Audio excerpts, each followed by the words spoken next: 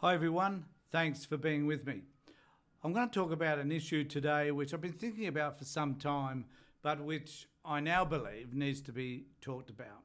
Now, there's a couple of reasons for this, is that I've been focusing for some time, for those of you that watch my YouTube videos, I do a lot of having a go at cookers, looking at sovereign citizens, and looking at specifically the right-wing media, Sky News, analysing what it is that they're saying and that they're doing, and whether or not there's any sense in any of that, whether it's rational or irrational. And I'm certainly offering my views on all of those issues. But one of the things that has concerned me most now is the potential death of the democracy that we currently live in. What we're experiencing, or what the people in the United States experience, is a slow withering death of democracy via Donald Trump and the Republican Party. And the interesting statistic that came out of a discussion that I heard recently was that of those people who believe that the democracy should be destroyed, that we should rip apart justice system, the police, the FBI in the US, probably ASIO here, and a whole host of other integral organisations within the government, the number of people that believe that, though, is around 44% in the United States. I guess the percentage, and I don't know what the percentage of those right-wing crazies are here in Australia, but my guess is it's probably around 20%, 25%. But my fear is that those numbers are increasing, that over time we will find that there'll be more and more people who, for varying reasons, will find a place to be, a safe place within a whole lot of conspiracy theories and ideas in relation to putting down and destroying the government, the system that we currently live under. Now, I know that there are many, many people around the world who are dissatisfied with the way the government manages the business. I understand that. There are some elements of that too which I feel uncomfortable with. The thing is that a democracy really is built on what people generally want. That if the majority are voting for a particular party, then that is the party that exerts their power and their authority and makes decisions about policies which are supposed to benefit all of us. This is the way democracy works. There is, though, a trend towards having autocratic leaders who will take apart and destroy all of those institutions, primarily for their own gain and their need to seek power and acknowledgement. It's a narcissistic approach to democracy, but it's there. And we see that in Donald Trump, and to a lesser extent, we see that in Australia. Now, I'm going to play for you an interview, it's a discussion actually on MSNBC where we hear from Joy Reid. Now, Joy is a woman who has her own program called The Readout.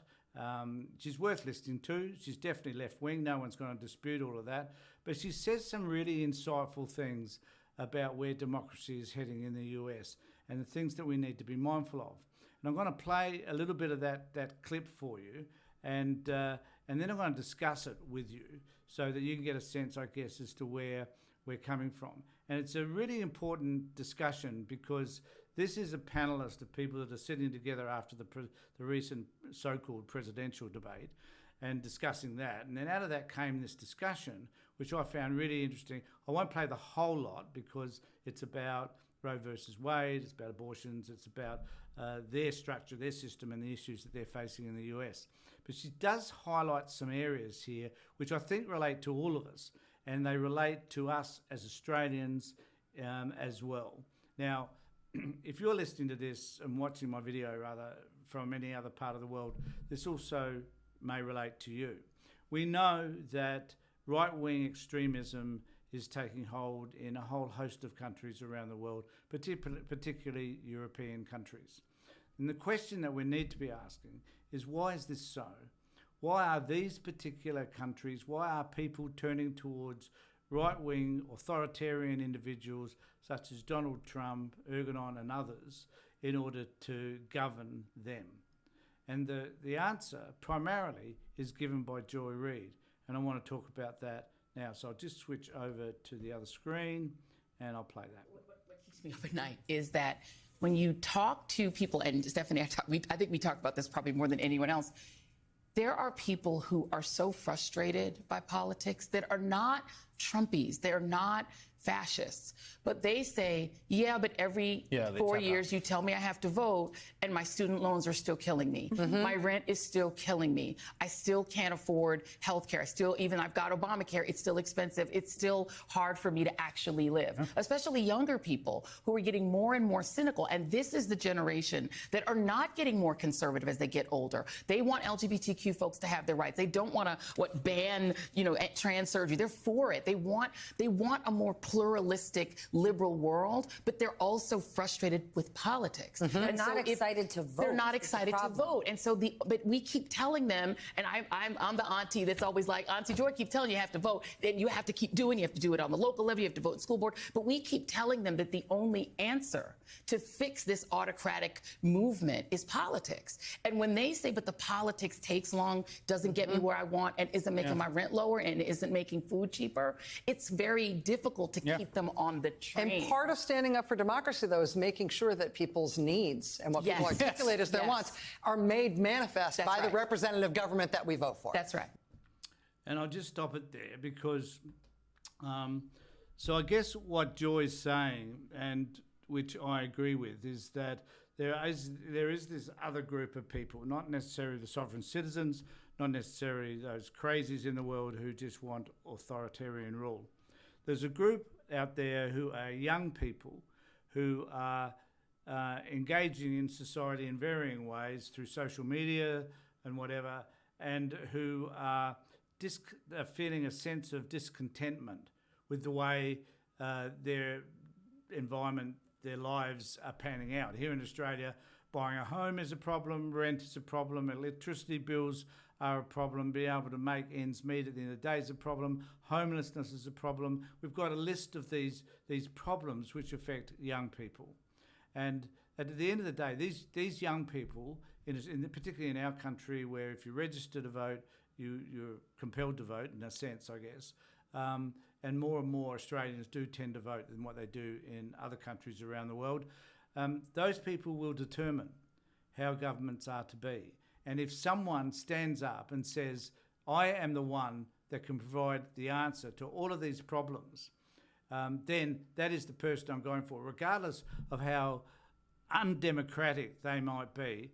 And if they are threatening to pull down this system so that they can make it better for other people, then there will be a group of people who will accept that. There's a group at the moment who are sovereign citizens, extreme right wings and so forth. But I think that the right wings and the sovereign citizens have got an audience in all of these young people who may eventually drift over to them because they're so dissatisfied with everything that is on offer to them. And my view is that we need to be mindful that this is happening. And we as a democracy need to find ways to be able to combat those views and to be able to find the appropriate solutions for them. And one of the things I think that's really important is to have better representation. There's no disputing any of that. I think that here in Australia, we certainly have far better representation than they do in the US in terms of what's happening with regard to the House of Representatives at the moment, and creating another situation where they're just going to have to lock down and not be able to pay any of their bills. And there'll be lots of people who'll be unemployed. There'll be people who won't be able to pay for their rent and whatever, and that just exacerbates the situation. And in the US, we've got a bunch of people who are interested in disruption. They're not interested in passing policies. They're not interested in doing any of the positive things that will bring about change for the populace. Here in Australia, we don't tend to have that same issue. But my warning is that it's on its way, that there will come a time when we will be confronting the same issues that they're now confronting in the US, and we need to be prepared for that. And there was, and one of the indicators of this was where the right wing are going here in Australia was in an article that came out today that I noticed on, there was a Sky News article, something, I don't normally subscribe to, but I did notice this one because it was talking about a senator here, Jacinta Price, who is the front runner, is the face, if you like, of the No campaign in relation to the referendum. Anybody in Australia will certainly know who Senator Price is. And this is about Bronwyn Bishop, who is a right-winger, an old dear with the Liberal Party, who would have liked to have been Prime Minister but never was. But she has come out on Sky News suggesting that Jacinta, and this is the article, is an outstanding person. This is what Bronwyn Bishop calls Jacinta Price, and she should move from the Senate as she has what it takes to be future leader. Now, my biggest fear around someone like Jacinta Price is that this woman is primarily interested in whatever it is she can get for herself, not necessarily interested in policies or whatever. She's interested in stirring up things and disrupting things. So she's kind of like our example of potentially what could happen. I mean, we have others. We have Roberts from the Senate. We have Pauline Hanson, of course, from the One Nation Party. We have a lot of those disruptive type people. And those people are conspiracy theorists. So it's not like we don't have them. We do. But what we need to be mindful of is that the people like Jacinta Price are getting a mention because she's a member of the Liberal Party, which is different from being a member of one of the minor parties, such as One Nation, and that she is getting a card into a political arena which firstly she doesn't deserve, and secondly which means that she may have some power and authority to be the person that is more Trumpian than even Pauline Hanson from One Nation. So the former Speaker of the House Representatives, Bronwyn Bishop, believes Shadow Indigenous Affairs Minister Jacinta Nampijinta Price has what it takes to be a future Prime Minister of Australia. Speaking to Sky News Australia host Sherry Markson, God, we can really trust that woman, on Thursday night, Ms Bishop spoke very highly of Ms Price and her resilience to withstand the harshness of politics. Well, you shouldn't be in politics if you can't stand the harshness of it anyway. Her comments were part of a panel discussion. Ms Bishop took aim at the Prime Minister, as she always does, over the Voice, as she believes it has divided the country. No, it hasn't. They have. The right wing has done that. That's simply it. And when I say the country generated hate, no, the right wing have done that. And when I say hate, I can only use this term when I see the sorts of things that were being shouted at Senator Price in Brisbane, that were shouted at Senator Antic. Both of them crazy people. Senator Antic is probably even crazier than Jacinta Price. I'll never forgive him for saying that about... So this is where Noel Pearson made a comment about redneck celebrity vortex, and there's a lot of truth in that, I believe. I will never forgive him for saying so this is where we have someone being touted as a possible leader who is on the extreme right. Now, this is unlikely to ever come into fruition, but there will be others who will see the opportunity to enter politics and to become the authoritarian type leader in our system, in particular, because we do not elect prime ministers. That's elected by the party. As the party and the party room becomes further and further to the right, and sees the benefits for them in that, because they're then kowtowing to that part of the populace that are underprivileged, that are homeless, that want their rents to stay the same, that find it hard to get home, whatever. All those people, they're the ones that they'll start kowtowing to. In order to do that, they might need to become more authoritarian. So in that vacuum forms or will fill in that vortex will fill fascism, without a doubt.